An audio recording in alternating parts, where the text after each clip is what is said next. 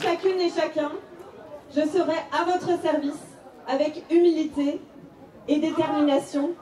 Demain commence vraiment aujourd'hui. Demain commence vraiment aujourd'hui, Jeanne Barzéguian. C'est sur ces mots que vous avez accueilli vos militants hier soir au TNS. D'abord un petit mot sur cette première nuit, un peu de folie pour vous.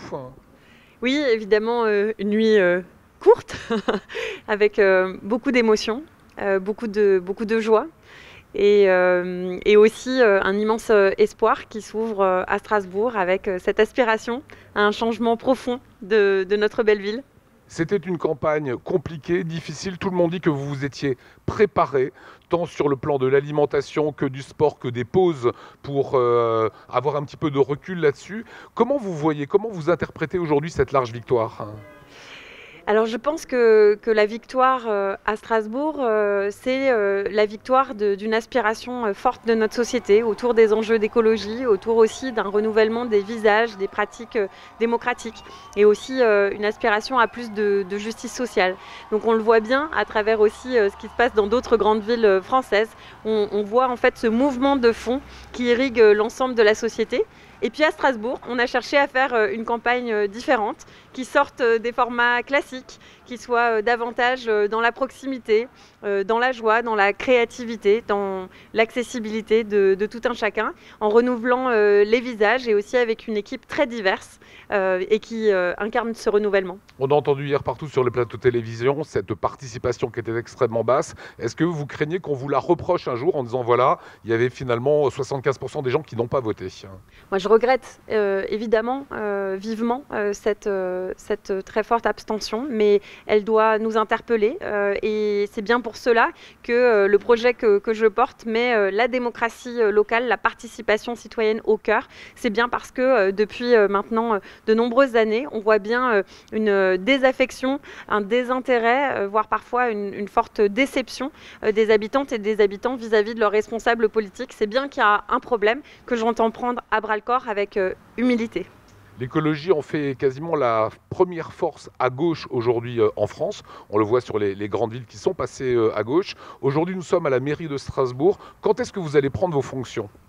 Alors, on prépare le conseil d'installation du conseil municipal qui aura lieu dans quelques jours, donc le 4 juillet. Donc effectivement, beaucoup de travail avec mon équipe cette semaine pour que ça puisse se dérouler dans les meilleures conditions et qu'on soit prêt à travailler dans quelques jours. Vous travaillez déjà avec votre staff. Quelles sont les toutes premières mesures que vous allez mettre en place très rapidement ? Alors, symboliquement, poser un acte fort autour d'une déclaration d'état d'urgence climatique que je proposerai au conseil municipal dès le début du mandat pour marquer cette priorité qui doit irriguer l'ensemble de nos politiques publiques municipales. Vous allez être très attendu sur les mesures que vous aviez proposées pendant votre campagne. Sur les 100 premiers jours, quelles sont vos intentions ? Beaucoup de travail, évidemment des urgences autour de la crise économique et sociale post-Covid. Également la préparation de cette rentrée scolaire inédite, vu le contexte sanitaire, des inégalités qui se sont creusées, mais aussi la préparation de la transformation de notre ville, avec notamment la préparation dès cet été des plantations que nous comptons faire dès cet automne. On sait que la ville travaille en duo avec l'Eurométropole, qui va être verte, avec le nombre de sièges. Il y a la ville de Strasbourg, il y a Daniel Dambach à Schiltigheim, il y a Oswald qui est passé vert. Est-ce qu'on a déjà un nom du futur ou de la future présidente de l'Eurométropole ? On a partout entendu Daniel Dambach. Non, pas de nom à ce stade. Je crois qu'il faut faire les choses dans l'ordre, c'est-à-dire commencer par poser un projet métropolitain. Je souhaite y prendre évidemment une part active parce que la métropole, ce sont des leviers essentiels pour changer le quotidien. Et ensuite, un nouveau projet de gouvernance plus partenarial avec un équilibre entre les territoires, entre la ville-centre, les communes de première et seconde couronne. Et puis à l'issue de ce processus de co-construction entre les 33 communes de l'Eurométropole, eh bien effectivement la désignation d'un ou d'une présidente. Mais en tout cas, il y a du changement à la métropole, de plus en plus de femmes, de nouveaux visages et je m'en réjouis. Changement aussi avec l'arrivée de communistes, puisque ça fait 60 ans qu'il n'y a pas d'élus communistes dans le conseil municipal. Comment vous allez diriger, vous, Verte, avec les communistes ? De la même manière que j'ai mené cette campagne et conduit ce rassemblement depuis plus d'un an, c'est-à-dire en étant très clair sur notre cap politique, mais en étant très ouvert dans la manière dont nous voulons travailler avec chacune et chacun.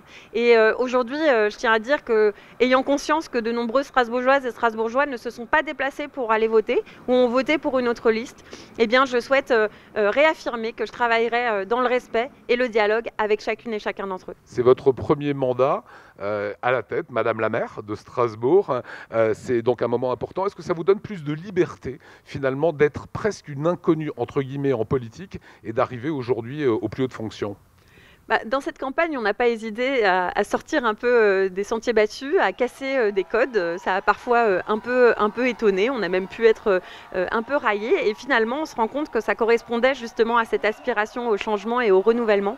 Donc oui, je pense qu'il faut qu'on puisse, dès le début du mandat, imprimer notre marque avec de nouvelles manières de faire. Dernier point, à celles et ceux qui sont inquiets de voir un maire vert avec des communistes, qu'est-ce que vous avez envie de dire? Comment est-ce que vous pouvez rassurer? D'abord, encore une fois, pas de caricature, je conduis une liste de rassemblements très large avec des personnes issues de différentes forces politiques, donc effectivement les communistes, mais aussi Place Publique, Génération, les régionalistes progressistes, et puis 60% de citoyens et de citoyennes qui sont engagés dans la vie de notre ville, qui travaillent, qui y mènent leur vie professionnelle et personnelle depuis des années, qui sont engagés et qui vont apporter aussi un nouveau souffle. Donc mon équipe est très compétente, très diverse, très complémentaire, mais surtout, elle est prête à travailler avec chacune et chacun. Dernière question, quel est votre état d'esprit au moment où on se parle? J'ai hâte de me mettre au travail. Je suis très enthousiaste.